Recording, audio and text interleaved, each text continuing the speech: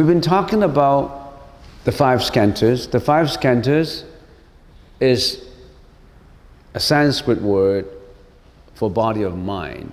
What am I made up of? What are you made up of? We are made up of the body and mind. We are the creation of the five skandhas. When the five skandhas come together, we are created. We exist.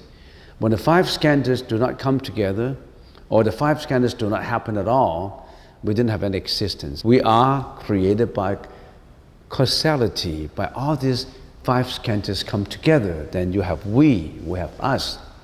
Rupa, Vedana, Samjna, Samskara, and Vijnana.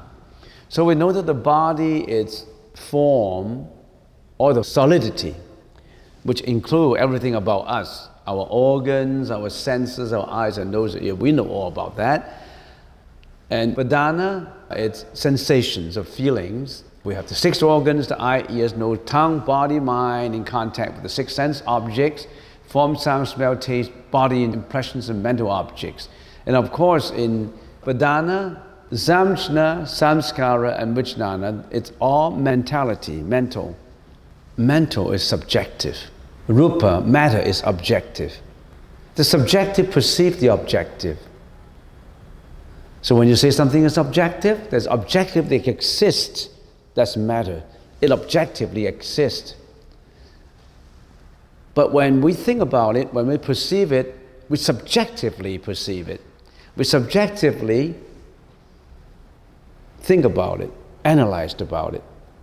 When we see things, when we use our senses to see things, of course in sensation we have the six organs, right? We use eyes, ears, nose, etc. and etc.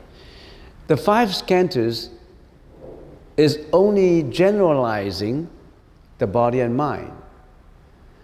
The Buddha wants us to get into more details by giving us more details in the 18 realms. So it is, the five skandhas can be broken down further into the six organs, the six objects, and the six consciousnesses, which is the 18, 3, 6 is 18 realms, because when we visualize the 18 realms, we can visualize body and mind in a much detailed perspective.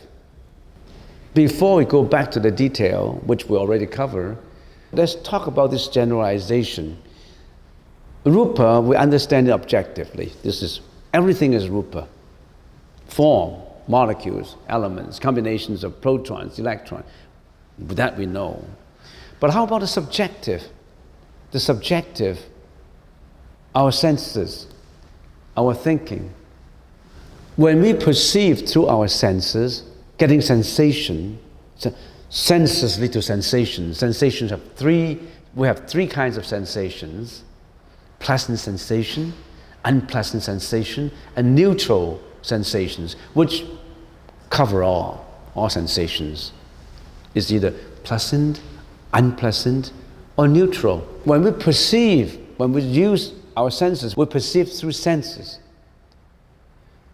When we perceive through our senses, sometimes you call it, or some scientists call it, empirical. Empirical? So we say empirical evidences. All our senses contact empirically objects. So we also call reality existent as empirical reality. This is an empirical reality. It is different from experiential thinking. Empirical thinking, empirical perception relates to what? Relates to the senses perceiving objectively outer things.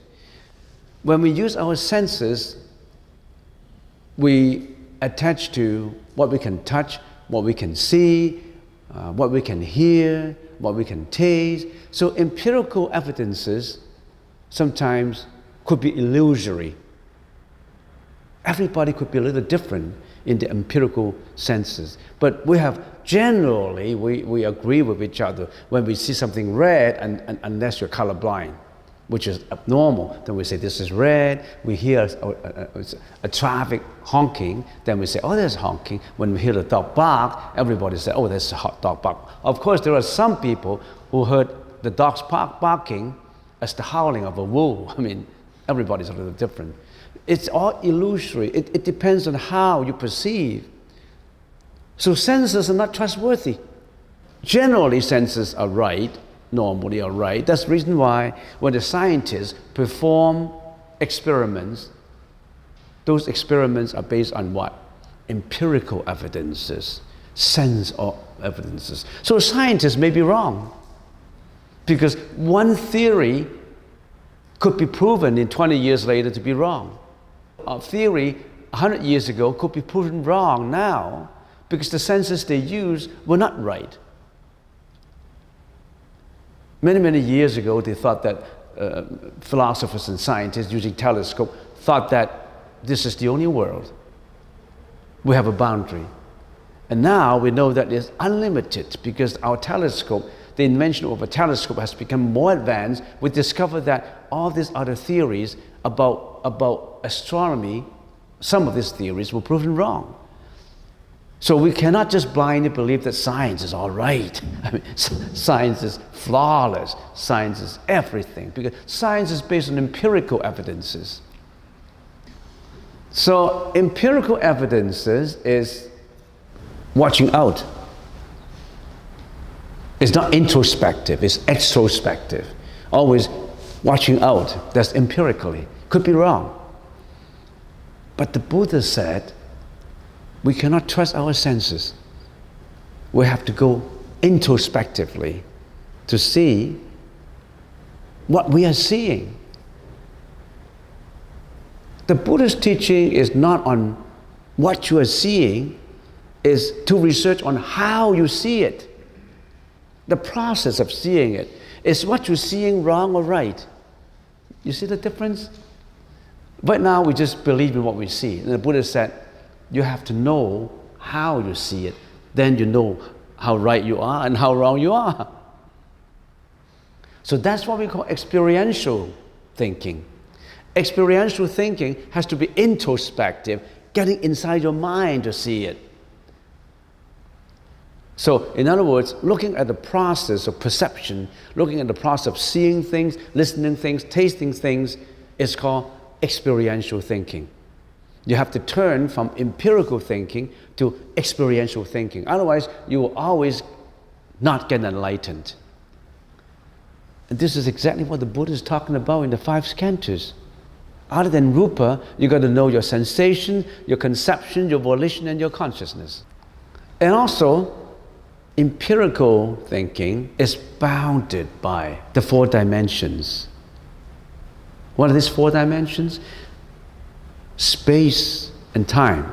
Space have what? The length, the breadth, and the width. The 3 dimensions. Space is 3 dimensions. The length, the width, and the breadth, right? How can we without a width, without a length, without a breadth? So we have length, a breadth, and a width. The 4th dimension is what? Time. So we have time and space. We have 4 dimensions.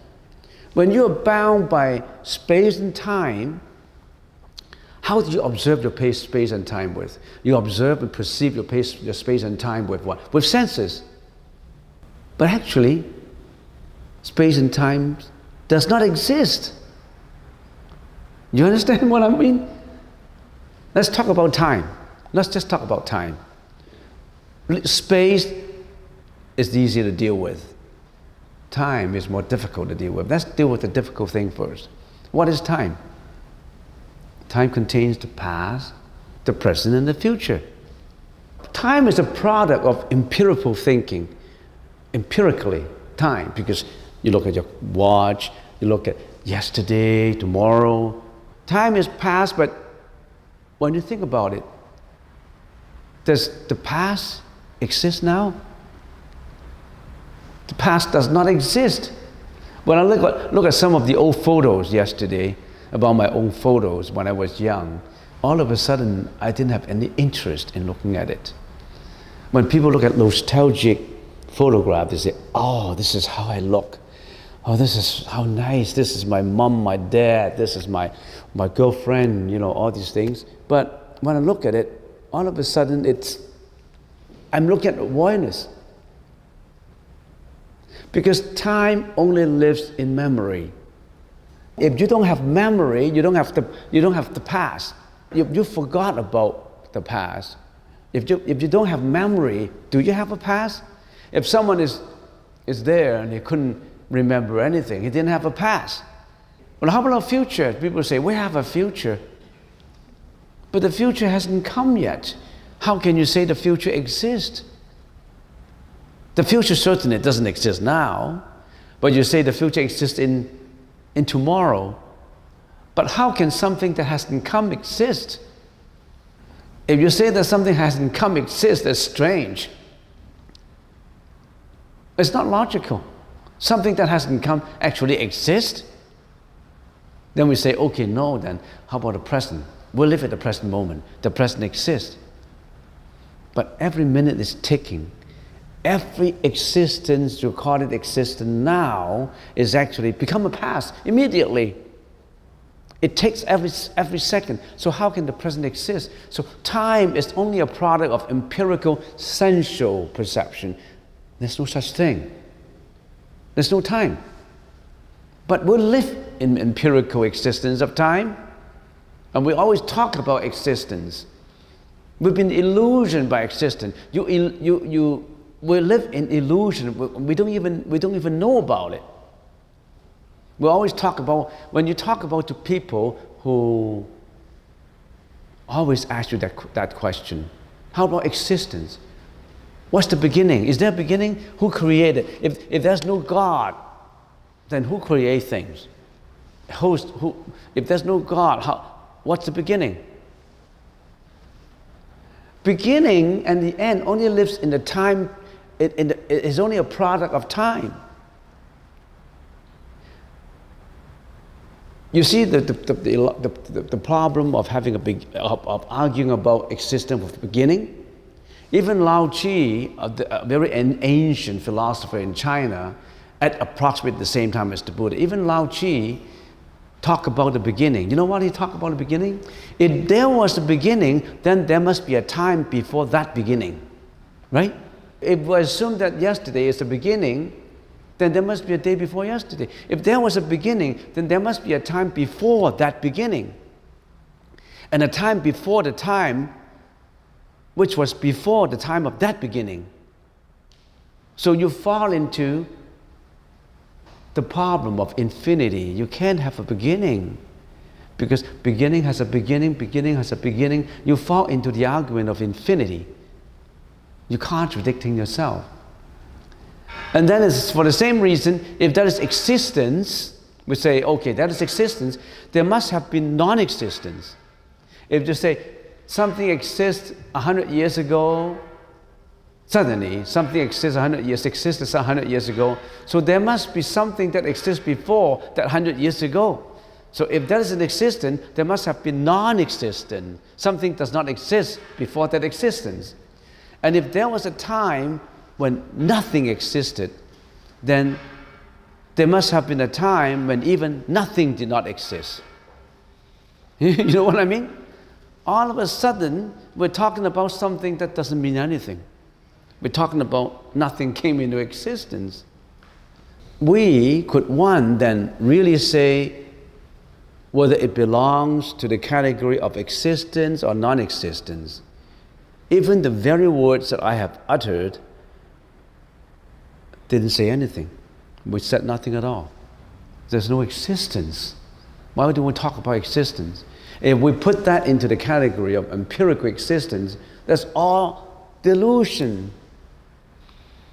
So don't talk about existence, don't talk about time, don't talk about the four dimensions. They're all living within the empirical thinking, and empirical thinking is not trustworthy.